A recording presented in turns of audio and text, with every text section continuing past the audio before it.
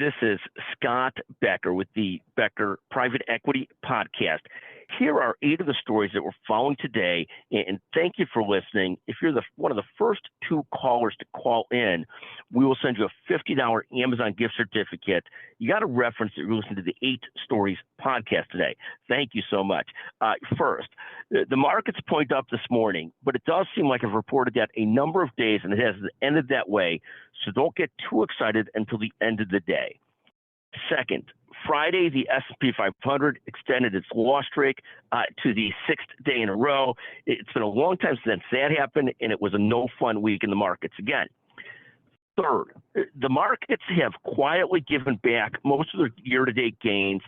The NASDAQ is now up 3.5% year-to-date. The S&P 500 is now up 4.73% year-to-date. Fourth, NVIDIA dropped 10%, is now at 53% year-to-date. Again, its meteoric rise has started to slow a good deal.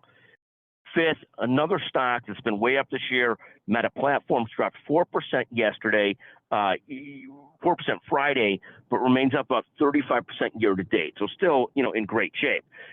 Sixth, is nearly 70% of the Berkshire Hathaway portfolio in 4 different stocks. Those include Apple, Bank of America, American Express, and Coca-Cola.